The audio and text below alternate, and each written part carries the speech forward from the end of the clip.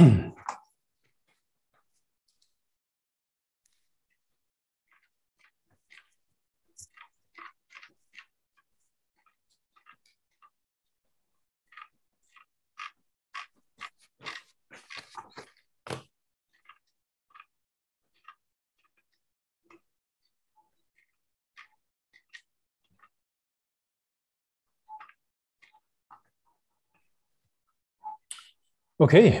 a very warm welcome to everybody online for this webinar on the digital euro, policy implications and perspectives.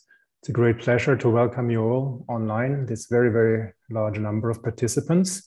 This is a joint webinar organized by CEPR's Research and Policy Network on FinTech and Digital Currencies and by SWIRF, the European Money and Finance Forum.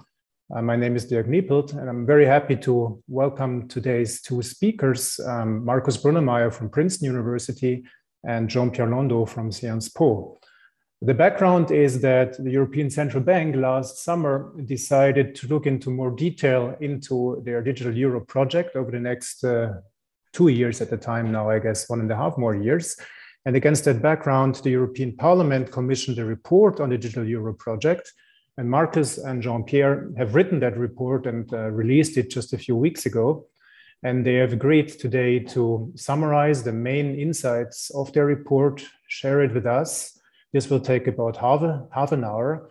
And after that, they are ready to answer any questions that you might have on the report or on the issue of the digital euro project more broadly. If you have such questions, then please use the Q&A function of Zoom to submit them. Unfortunately, we don't have the possibility to have you yourself voice them, so you will have to rely on the Q&A function. Please write a short, brief summary of what you have in mind, and then I'll try to summarize them and bundle the question and pose them to Jean-Pierre and Markus, and they will be happy to answer them. The whole time frame for the event is going to be 1 hour. And I'm very happy to hand over now to Markus and Jean-Pierre for the next 30 minutes or so. Thank you for coming.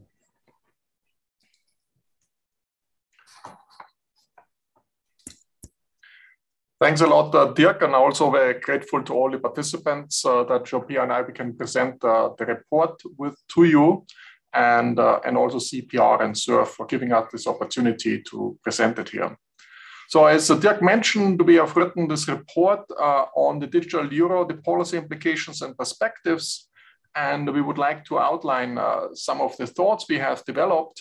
In particular, we also would like to get your reaction and your questions, so please submit them questions in the Q&A box. What I want to start out with is some new trends, some new forms of money emerging and leading to potential fragmentation of the whole money landscape in Europe. And that's one of the main messages we wanted to get across. So the trends you can classify this way: the cash will be marginalized. That's, everybody's familiar with that cash becomes less and less important. But what's equally important is that, we have this big tech going into the payment space. And there's big data, artificial intelligence, deep learning, and you can use the data much better than you can use beforehand. So the banks have a lot of access to data as well, but the extraction of information from this data is much better. And while traditionally banks bundled money and deposit taking, so money and credit, so lending and deposit taking, retail platforms come into the play as well, and then they bundle 3 services, not only money and credit, but also retail and matchmaking and other platform activities. So that's a new trend, the second trend. And the third trend, of course, is that we're all familiar with cryptocurrencies, blockchain technology, cryptographic developments led to a large increase of many cryptocurrencies or crypto assets. And in particular, stable coins, I would like to come back to that. But what I really would like to emphasize here is the Industry 4.0. There will be an explosion of programmable payments. So a lot of payments you see in the future, you will have a lot of payments, while, right now within an industry, for example, there are payments, once a month or once a week when there's a big delivery or a bunch of deliveries are done, and then there will be a payment. But in the future, every little item, every little screw will be paid separately. So there will be an explosion of payments, and it will be programmable payments. So whenever you have a supply chain, there will be a blockchain, and there will be a payment track to this blockchain. And then the question is, will this be for each industry a separate blockchain and a separate payment track? And there will be a token associated for the payment track. And will there be for each industry a different token floating around? And what's the interoperability across these tokens? And essentially, we will have a huge number of various different tokens, and we have to make sure that they're interoperable and not having some closed monetary systems living in parallel universes, and as Jean-Pierre and I called at some point, digital currency areas. And there's a danger that there's a fragmentation of many, many different tokens. And the question is, why don't we have a digital euro, which can, at the background, also play this role, and there's more unified form of money. And what's really important is that we have a uniformity of the money. And that's, Jean-Pierre will go more details into these aspects. But essentially, that's one of the main messages. There might be a total fragmentation of the monetary system. And, that's one reason why you might want to have a digital euro, in order to preserve the uniformity of money as we enjoy now. And the second thing is, of course, then there's a debate, whether this money should be public, like the digital euro, or should be all provided by the various industries, or, what form of money should be in the public, organized by the public, by the governments and the central banks, versus what form of money should be organized by the industry or other big players coming from the private sector. Now, right now, with the big question about public versus private money, right now we have a PPP, public-private partnership. We have a two-tier system. We essentially have one money, but multiple issuers. So multiple issuers, every bank can issue some deposits, and this is inside money. And of course, the government provides a unit of account, which makes it possible to conduct monetary policy, have some bite. You can stimulate the economy or slow down the economy, depending whether the economy is overheating or is, not working well. You can conduct monetary policy. What's really important is the unit of account feature. The government has to control that in order to make sure that every contract is written in euros, or wage contracts are done in euros, and it might drift away to some other units. And if you lose the units of account role of money, then you lose the monetary sovereignty, the ability to conduct monetary policy and stimulate the economy. And that's essentially what the government controls, but most of the money we are using from day to day is inside money, is provided by the banks. The banks supply this money, but typically they are perfect substitutes, or they're more convenient actually, because they're digital, the bank accounts, while the government money is only digital in form of reserves for the governments themselves, but cash itself is less convenient. But overall, we have multiple issuers, many private banks, but there's one form of money. It's only in crisis times when a bank gets into difficulties that your uniformity is lost, because certainly certain bank deposits are not worth the same as cash, and then people have a bank run withdrawing the money. And as I thought, so cash is going away, so the access of the central banks towards its citizen is going away. So how should we deal with that? And the different thinkings between public and private money, there are two polar cases. The one polar case, essentially, let's do everything very public. That's the sovereign money school, or Vollgeld, like in Switzerland, the referendum was. Let's move everything much more in the hands of the public. Of the government, have more control over it. There should not be private banks having so much power over that. That's one way of thinking, one extreme way of thinking. The other extreme way of thinking is that all the money should be in private hands. The government should not be involved so much, and we should have a lot of cryptocurrencies, a lot of competition across many, many different currencies. It's a libertarian way of thinking about it. And these are the two polar cases, and that's one. We're in the middle. We're in the middle right now. And the question is whether we want to move in one direction or the other direction. So you can think of a world without public money at all, not even as an anchor. So is it possible that you have a world where all the money is essentially provided by by the private sector rather than the public sector once cash goes away. So the citizens don't have access to the public money anymore.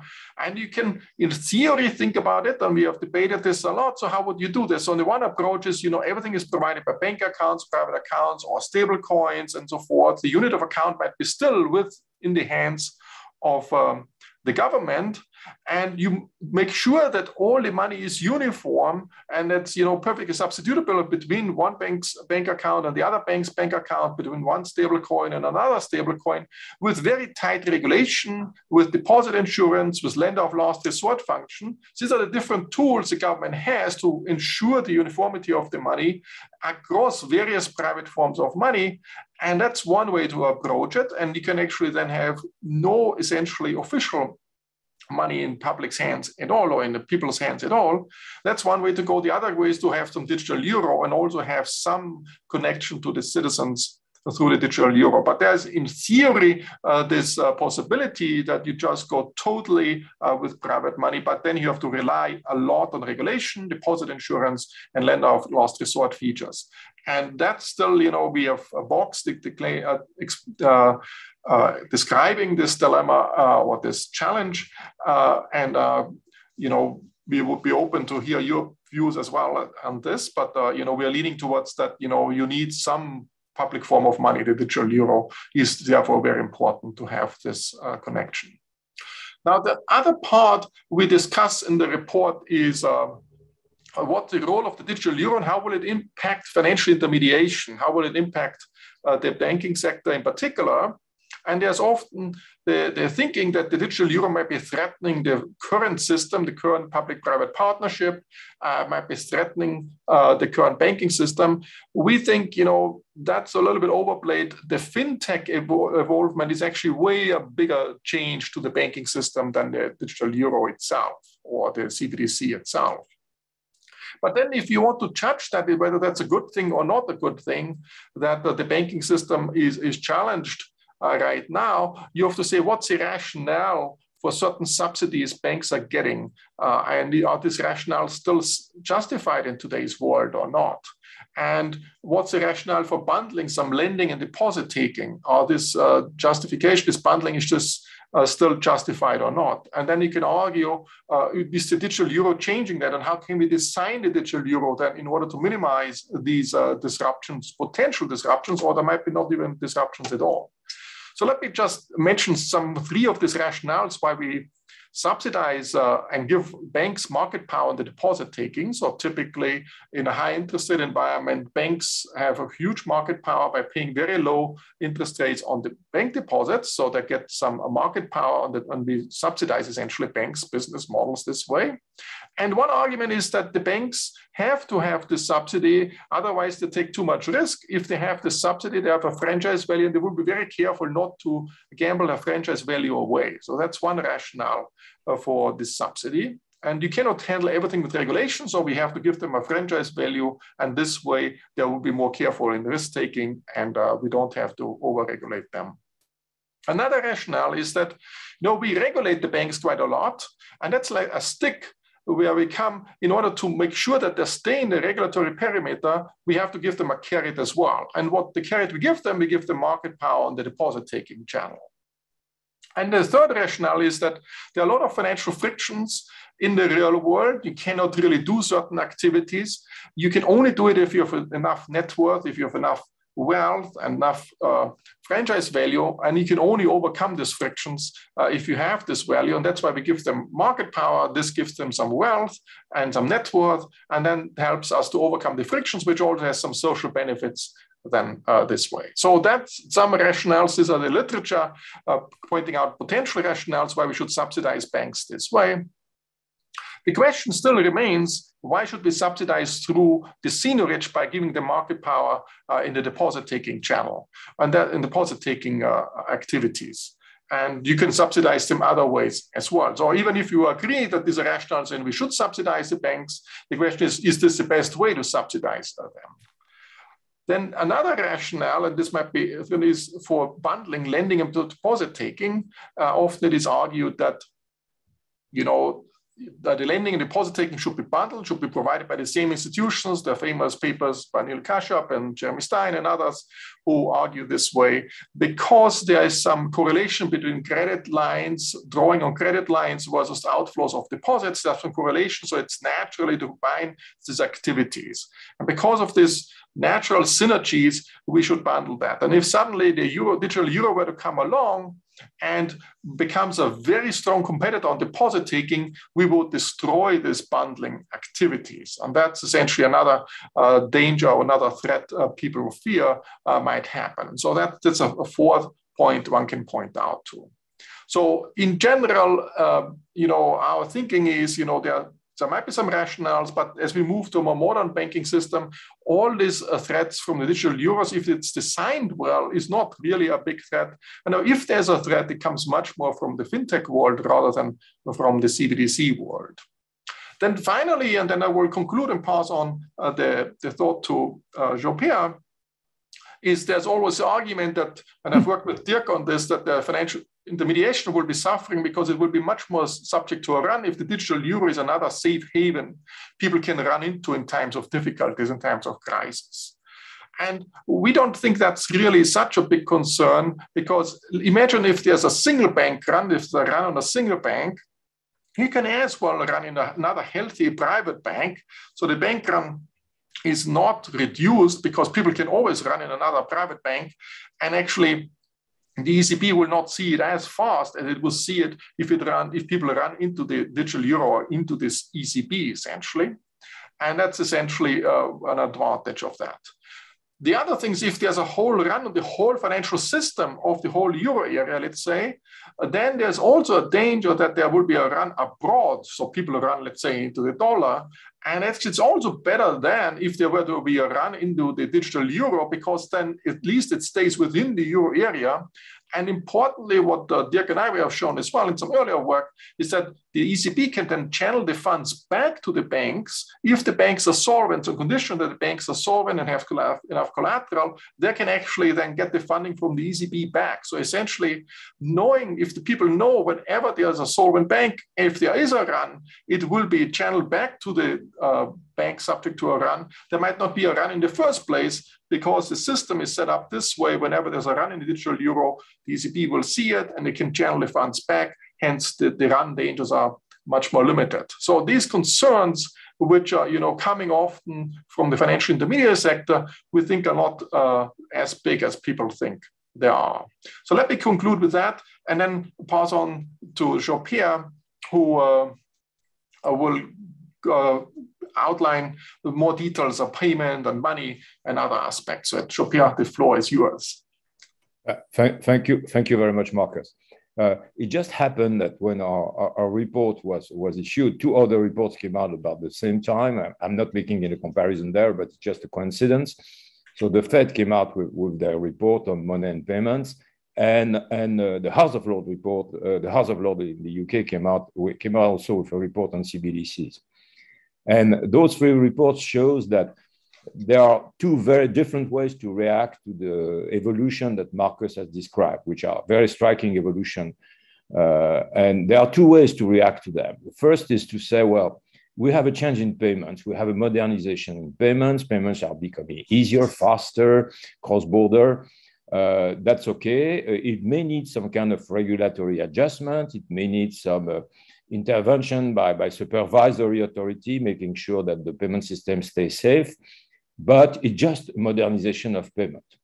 And then the second approach is to say, well, it's more than that. It's also, of course, it's of course a modernization of payment, but it's a trend which may bring big disruptions in our monetary arrangements and even in the nature of money.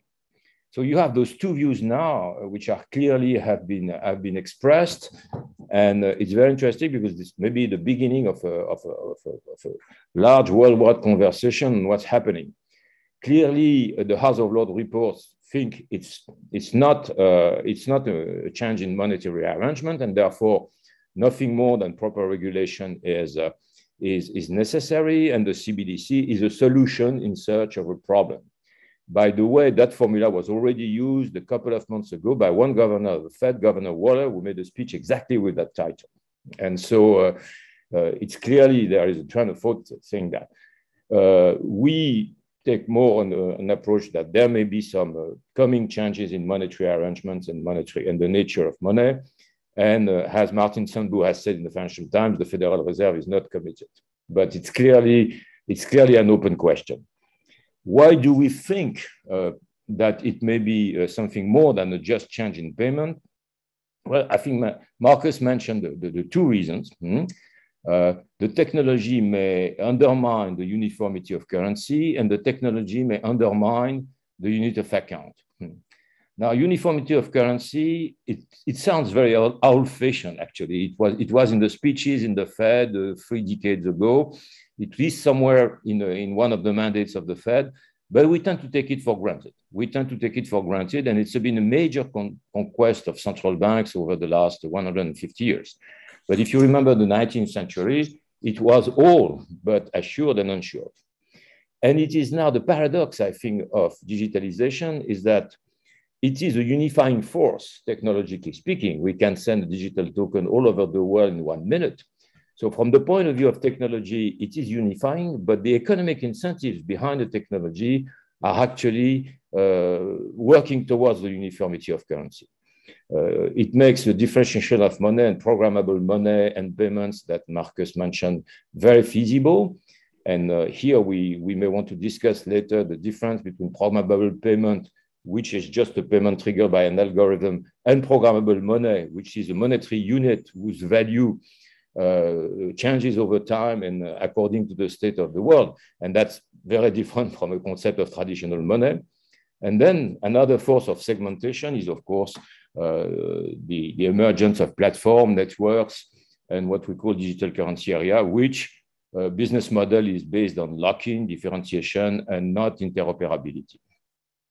Now, the unit of account, as Markus has said, is the condition for monetary effectiveness and sovereignty. I'm not going to repeat that. It was very well elaborated.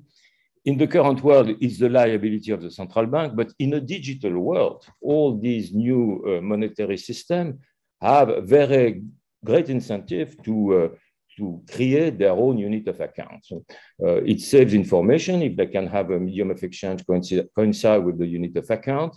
It creates seniorage, and it may even, for those of them who share a kind of commonality of risk, make a lot of economic sense to have a sort of optimal currency area inside their network with the same unit of account, with an exchange rate with the external world. Now, all this, of course, was an extremely theoretical discussion until 2.5 years ago when Libra was created. And Libra was the first attempt to create ex nihilo a new unit of account with worldwide reach. And that's why all the authorities reacted that way. They reacted because the monetary authority and the government immediately understood that with a new unit of account, your monetary sovereignty and your ability to conduct an independent monetary policy was absolutely threatened. And of course, for countries which are very careful about that monetary sovereignty, but we may be competed away by international digital networks, this question of controlling the unit of account and monetary sovereignty and avoiding what is now termed digital dollarization is extremely important. So these are the two reasons why we think it's more about, as much as about money as about payment. And it has very big consequences for regulators that maybe most of them have not yet totally internalized. The natural tendency of a regulator would be to look at an institution and its product, to analyze their risk profile, to analyze their business line, and define the regulatory framework accordingly. And that's summed up in the famous motto: same business, same risk, same regulation, right? What we should advocate is the contrary. What kind of product do you want the institution to issue, and what kind of product do you not want them to issue? Do you want them to issue money? And then if you want them to issue money, then you have to regulate them accordingly. So we would advocate much more a bottom-up than a top-down approach to regulation. And let me give you an example. according to the current regulatory framework in the EU, which is now either in place or considered, you may have on your wallet the same tokens, which as a user, you cannot absolutely distinguish. One of them would be an open banking token issued by your bank, and it's actually bank money. So it's a claim on the bank and it's deposit insured. One of them could be an e-money according to the e-money directive of the EC. And that's a claim on the e-money insurer, but it's not deposit insured. And one of them could be a stable coins, which is neither a claim on the issuer nor deposit insured. And for you as a user, these are totally free, undistinguishable tokens. And if you think about uniformity of money and the unit of account, this is a vivid example of the kind of very big difficulties you may see coming in the digital world if you don't think about regulating money rather than regulating institutions which issue some liability. Maybe we can move on the next slide. So when we look at the trade-off and policy options, which was our mandate for the European Parliament, maybe we can just make a very few short remarks. First, of course, there is a big question whether you want to use technology to make a radical change in monetary arrangements, or whether you want to minimize the disruption and try to find a continuity solution. Now, academics have been very excited over the last 2-3 years of the potential for CBDC to fundamentally change our monetary arrangements. A lot of them have taken and studies and written paper about account-based CBDC, meaning every citizen could open their account at the central bank, which is technically feasible. And so there is this debate about account, whether token-based. A lot of them have speculated about the ability of strengthening the transmission mechanism of monetary policy through negative interest rates. These are obviously possibilities now, technical possibilities. We tend to disregard them because we think it would undermine either the position of the central bank in the economy or the acceptance of the currency. And so we sort of mention them, we discuss them, but we think the digital euro should be more conceived in a more conservative approach with the objective, as Markus said, to protect the role of public money in a digital economy. The risk of disintermediation, I think Markus has mentioned it, but it creates for the ECB a dilemma which they have clearly perceived and spelled out. If you want to have an anchor with the public money, it should be everywhere. But if you don't want to disintermediate the bank, it should have a modest role. And in a network-based environment, network externality creates more like a black and white situation. Either you dominate or you're absent. But the challenge of being in the middle in a network-based environment, being everywhere, but not dominant, is actually extremely difficult. And I'm not sure anybody now clearly sees the way it's going to be solved. My own prescription or thinking would be that the sort of private-public partnership that Markus mentioned should be transposed and transferred to the digital world, and that there should be a way of doing that. And of course, there is the question of the legal tender of the digital euro, if it ever exists. And the legal tender is actually the way to ensure that it is ubiquitous without necessarily being absolutely dominant in terms of network externality. And then there are two very difficult questions. Privacy. We are not specialists of privacy, but we made a few points. The first point is that cash is naturally private, but digital money is naturally non-private. So privacy in the future has to be engineered. It has to be designed into the system, and it has to be done credibly, which in the current political environment is not easy. So we just point to those two factors, which are extremely important. We are not sure informally that the challenges and potential pitfalls about privacy have been properly internalized by everybody. And we see that, maybe at least I see that as a major stumbling block in the future.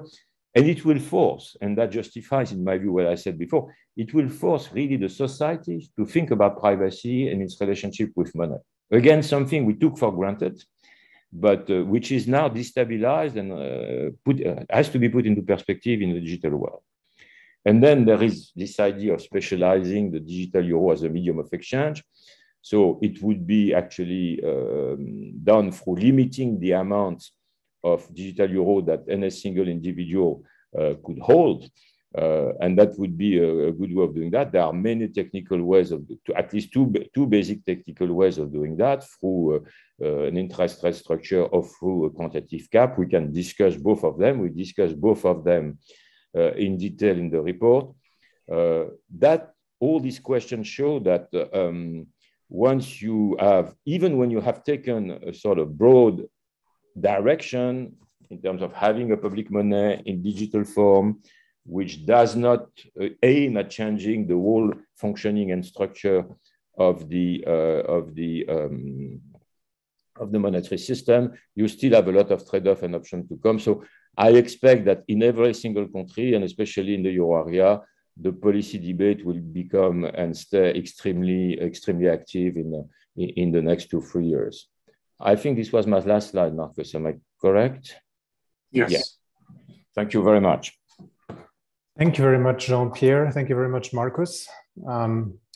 We got a lot of questions already, and I'm struggling here a little bit, I have to say. I also had some questions on my own. So let me try to jump into those questions right away, and feel free to be brief and succinct because we really have many of them. So there was a first, I'd say, bundle of questions related, I guess, to the main line of your argument, which is that the fundamental rationale for the digital euro is to preserve the role of public money. Now, one way to interpret this would be to say we want public money to remain important and attractive, therefore it has to be attractive. And the stronger line is, I guess, to say we don't only want it to be able to compete public money, but we want all the private monies really to remain convertible and to be interoperable and to be linked to public money. And I think that's a little bit of the line that you're pushing. The question is why that stronger line and why not stop with the former? And one question related to that we got was, suppose there is a social role for fragmentation for whatever role, right? Why do you want to kill that? So why do you want to rule this out? And also related, I think, to that broad message is how far of this, what you think public money is supposed to deliver, can be delivered alternatively through regulation. You talked a little bit about regulation. How much of that can be delivered through stable coins? In particular in the US, many people would argue we don't need CBDC, we just have to allow for stable coins and we get the same results. So this is sort of a first bundle of questions that you might want to maybe address. Can I just say a few words, Markus, and then? Yes. Yeah. That is, of course, the core of the issue. And I will start with something extremely basic. We never, in modern times, in the last 300 or 400 years, lived in a world where the public did not have access to public money. So by itself, changing that, before you accept a change into that, you have to be extremely aware of the potential consequences. And I think the interest of reports like this is just to explore the potential consequences. And Markus has pushed very hard the reflection of why could we live with private only? And I think he will answer that last part of the question. But the big question is that we never ever have a world where a public money has disappeared.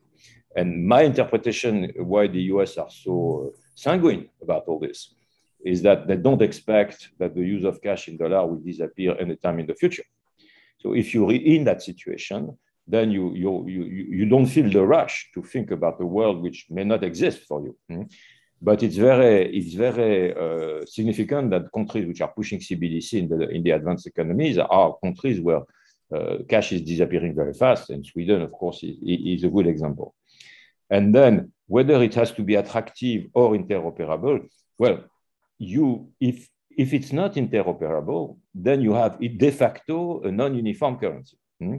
Then you have de facto digital tokens which move around. and which unavoidably, with the advent of algorithm and artificial intelligence, will be traded at different prices with different discounts. So you don't have a monetary system anymore. You have a financial system, which is different, and this is the case we make. I've been too long, Marcus, excuse me. Sorry, you already answered one question we also got, which is why is the Fed so skeptical? So thanks for already answering that, Jean-Pierre. Yeah, let me just add a few thoughts on this. So essentially my thinking is what's really important is that the public hand is maintaining the unit of account. And as you said, it could be that it's possible without convertibility into something public. So right now there's some convertibility, even though, that you take out some bank account and convert it back to some public money. I think that's very important. I think the way I see the unit of account role, it's like a common standard, a common measurement. So in the Middle Ages, we also had different measurements, not only the meter. And we don't want to go away from that because you might introduce some asymmetric information. There's some information sensitivity coming in. And that makes actually as a common measurement, how to measure things commonly, what's the value of something we can all agree upon. That's the value, and that's something where, everybody knows, this is worth 10 euros or something, and it's easily comparable in all this. I think that's what's really important to maintain. And for this, you need a certain amount of convertibility. And as I indicated, of course, there might be a way to do this purely through regulation, lender of last resort features, deposit insurance, and have a setting and a huge regulation and making sure that this works this way.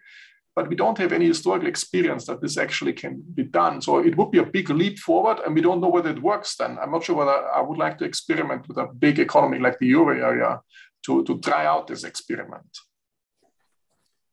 We have a block on international questions coming in a second. Before that, still also related to the core message, maybe. You emphasized also in the report this paradoxical situation. On the one hand, you want the digital euro to be all over the place, but at the same time, you don't want it to be there too much, right? Because you don't want to crowd out banks and et cetera, et cetera. So you have some discussion about why you don't want to crowd out banks. Is this sort of a given in your analysis, or are there good reasons to argue that the optimal share of public money is small, or what is the optimal share of public money in the economy?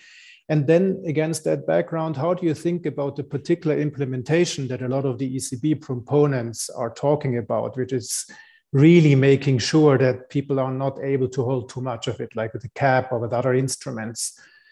If you think about Industry 4.0, for example, it seems that they would not be able to adopt this kind of digital euro, right? It would really just be a cash substitute, but nothing more than that. Is that really the appropriate role of public money as you see it?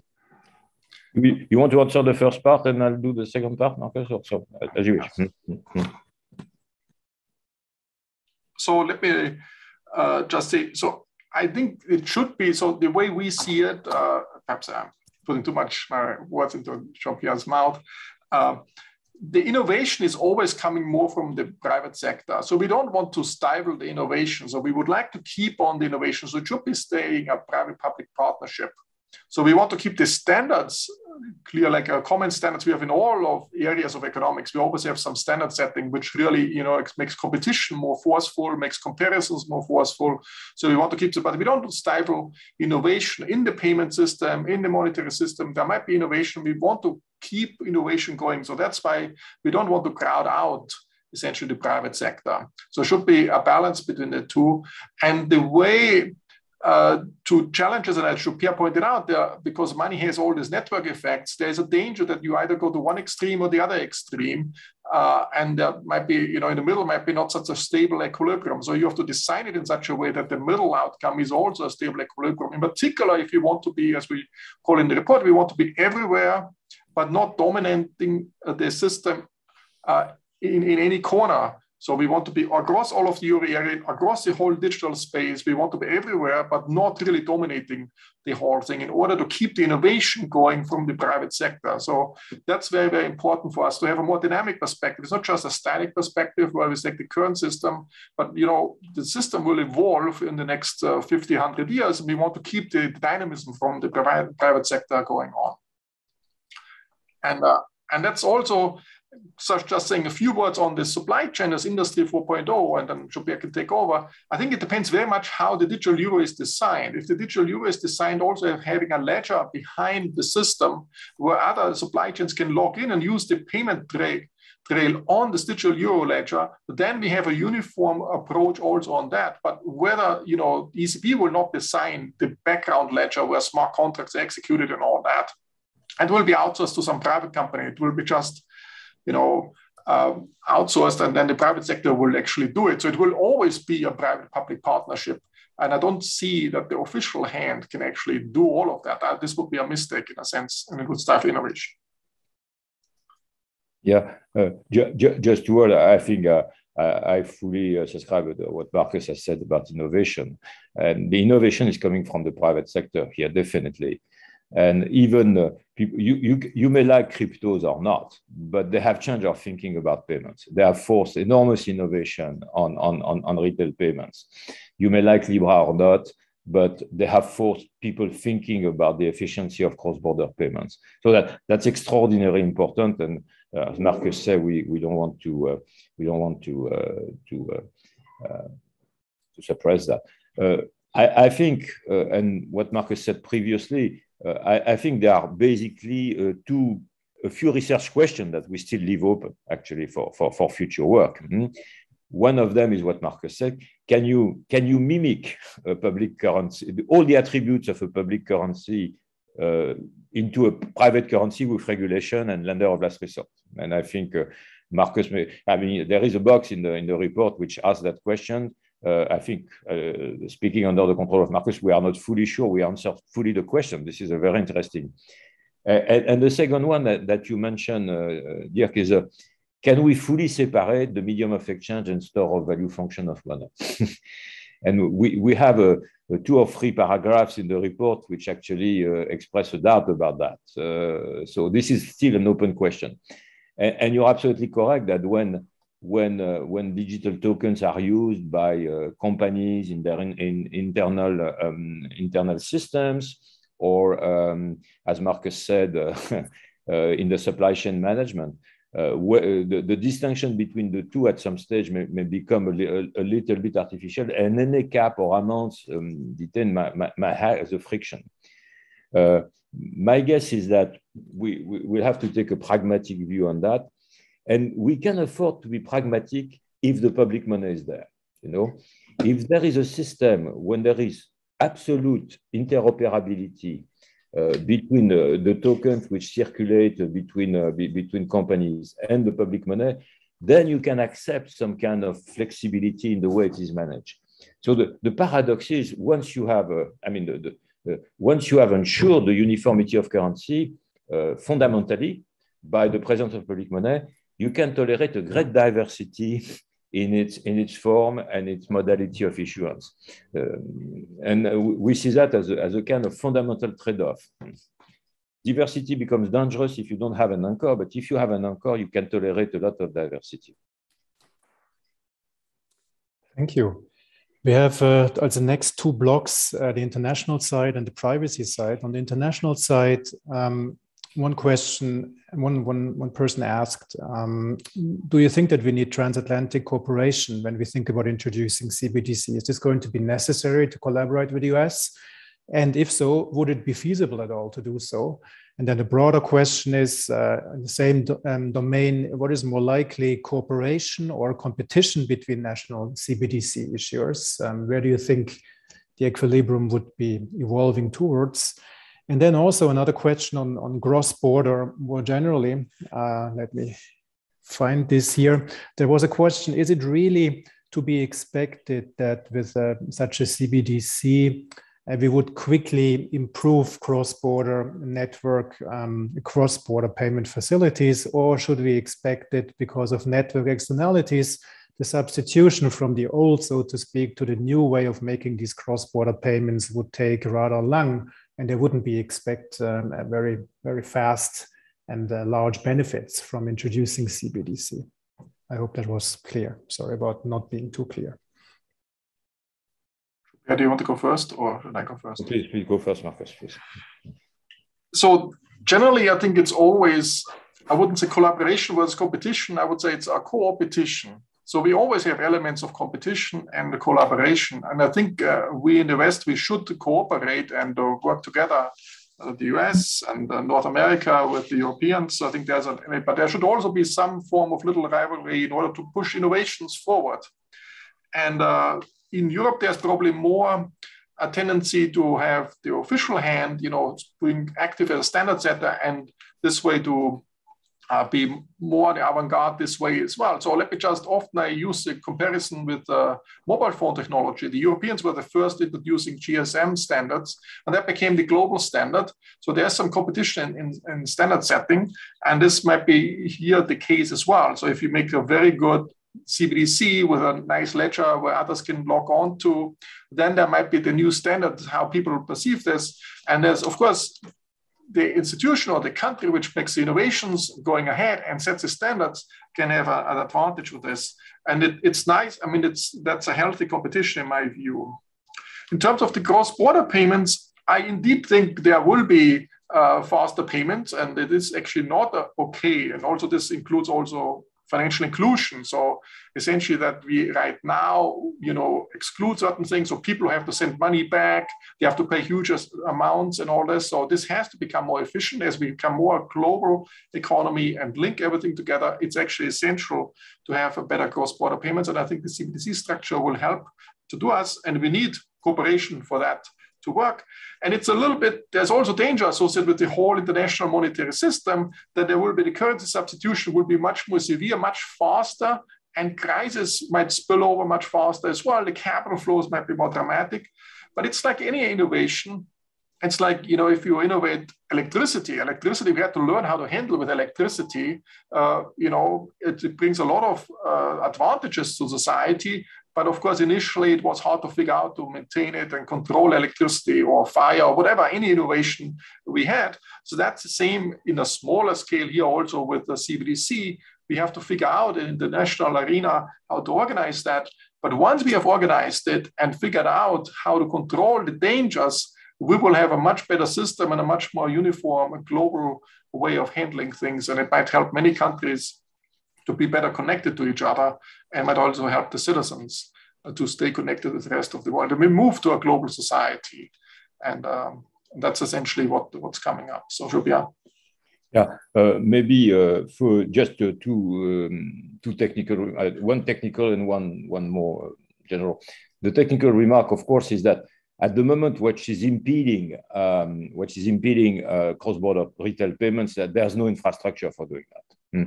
And so national systems are not connected and they are incompatible. So the contribution that CBDC could bring is purely technical. If you start building up from scratch new platform for CBDC, and that's what central banks are thinking, in my view, why don't we bring them from the start as being compatible? So if we decide to interconnect in the future, we can do it. It's just a question of infrastructure in that case, purely technical. We have legacy system. We are not going to throw away the legacy systems, but if we bring new system, we can use them to bring that additional functionality. I think the private sector could do it. It just happened that the public sector is going to do it. Then there is the bigger question of currency competition and who is threatened by whom. And actually, there are three big actors in the field of currency. There are big tech, the governments, and the banks. And somehow, it seems to me, and that's one question which I read, that the competition by big tech is a little bit underestimated, the potential for competition. So the banks, some banks at least right now, are afraid by the digital euro disintermediation them. But as Markus has said from the start, this was his first remark, the main threat for the bank, this intermediation function, is coming from the big tech. In our paper, we showed that. We showed the risk of total change in the industrial logic of banks. So we have a classical sort of game at three players with all possible alliance between those three players. I think part of the misperception, maybe in some part of Europe, is that big tech are not that very present right now. They are waiting for the regulatory framework to be stabilized. And there is maybe that hope that the regulatory framework will be such that they won't be able to develop competitively and aggressively in Europe. That would be a dangerous gamble to take, in my view, but it shows also that the way the regulatory authority, not only the central bank, are going to deal with this issue is extremely important. We have so many questions. I'm a little bit overwhelmed. So and I probably missed also some parts of your answers trying to look at all of them. So let me just go ahead. There's one set of questions about privacy. We know that European citizens are very concerned about that, and you emphasized the trade-offs that the ECB would face there. One question was about token versus account-based systems against that background. How do you want to think about that? And let me already give you a couple of additional issues here without a particular order.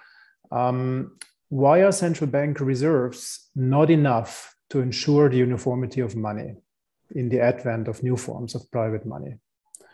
Then more like factual questions. You emphasized the micropayments with Industry 4.0 and how ubiquitous that it would be. So there was a question, is this really to be expected? Wouldn't we expect there to be more credit arrangements instead? Would you really think that payments would explode rather than credit? Another question, in crisis times, once we would have such a digital euro or CBDC more generally, would you expect runs into cash or rather runs into CBDC if they're both available? And then there's a set of questions also regarding crypto.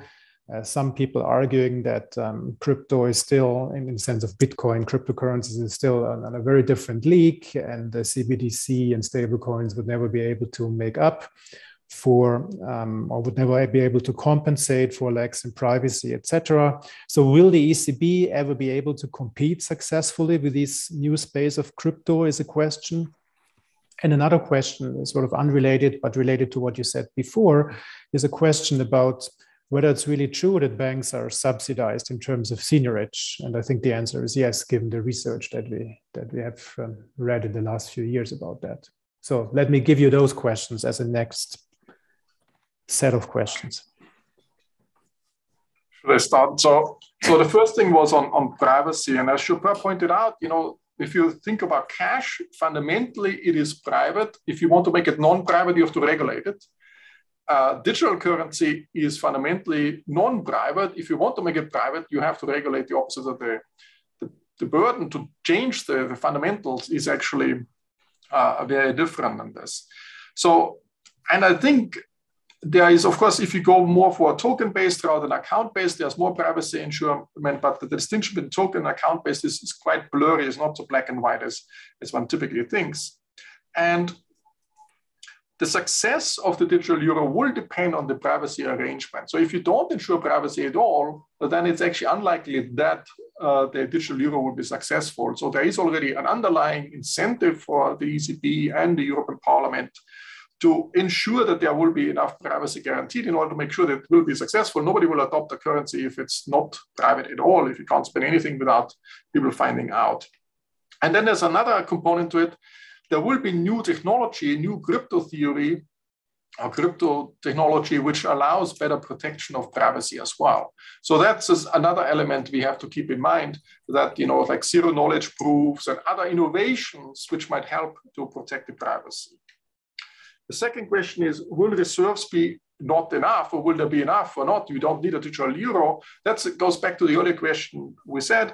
Essentially, you can have through potentially to the lender of last resort policy, if you think about all the money provided by the private sector, by banks and stable coins, if there's a lender of last resort function, they might say, oh, we issue some euros because we have the lender of last resort support from the central bank through issuing new reserves.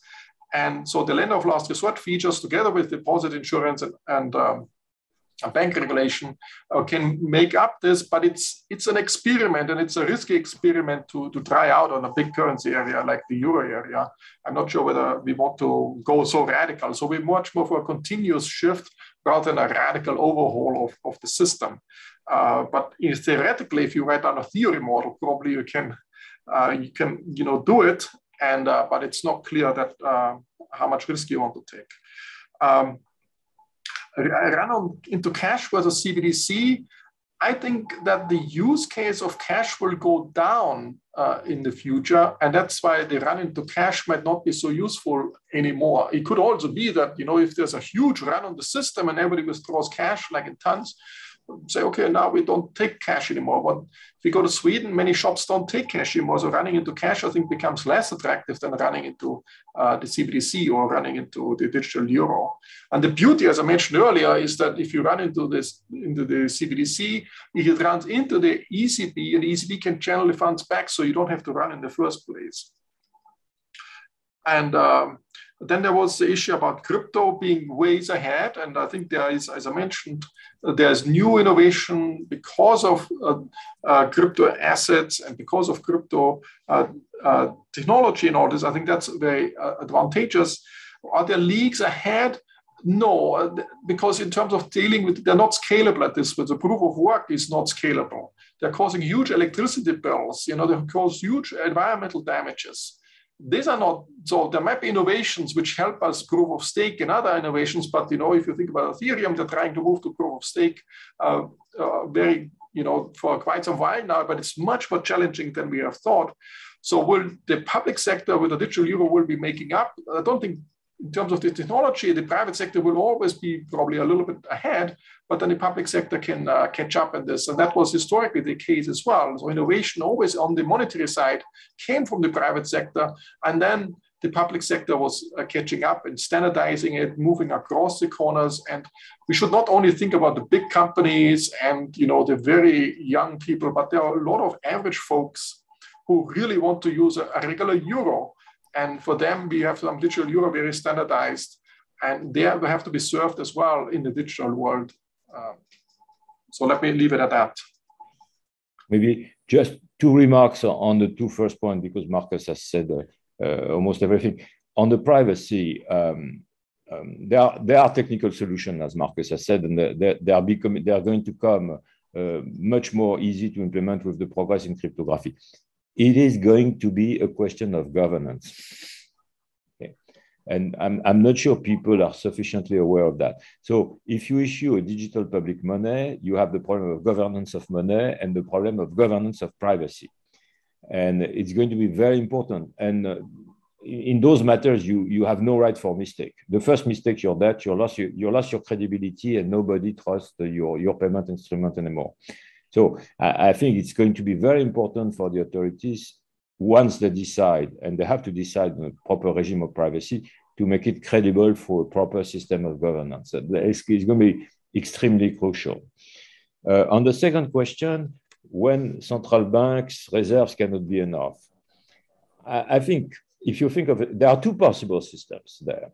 The first one is the one that Markus mentioned, which is you keep the fractional reserve system, the lender of last resort function, and you complete it with a strict regulation of private money.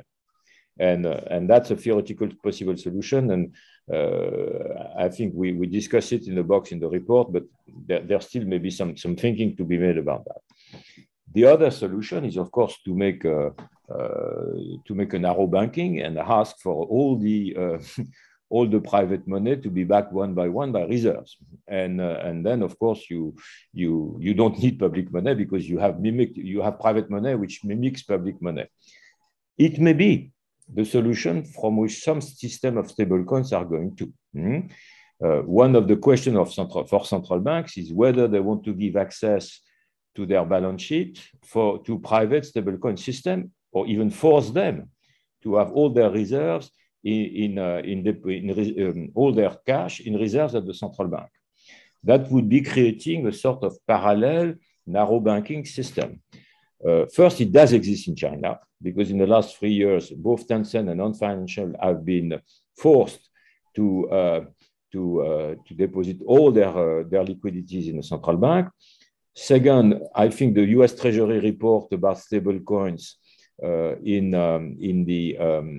which has been published 2 months ago may inch into that direction, because they say that those issuers should be regulated at bank. And of course, the natural consequences of being regulated at bank is that you have access to the central bank balance sheet. So for me, it is what Markus has said is exactly an example. You cannot think about those issues in terms of payments only. It issues about the whole organization of monetary arrangements, who can create money, are we still in a fractional reserve system or are we in a different system? And this absolutely independently of the technological dimension, which in addition raises a specific problem of segmentation and unit of account. So that question shows exactly why we should consider this as a monetary issue, not only as a payment issue. We have like 10 seconds left. So let me, with apologies to all those people whose questions we could not address so far, let me conclude with the following question.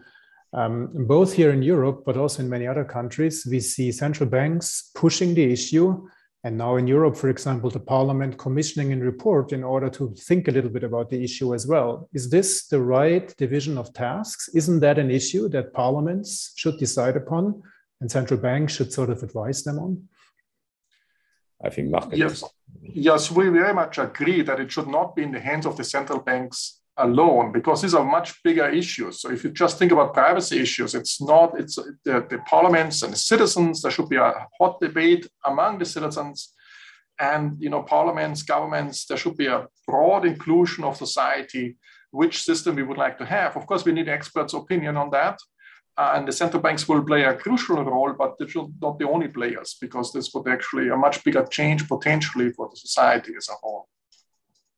Good. Thank you very much to Markus and Jean-Pierre. Thank you very much to all these many participants, the many people who asked questions, and sorry if we couldn't address all of them. Thanks a lot. Bye-bye. Thanks. Thanks to everybody and to Dirk.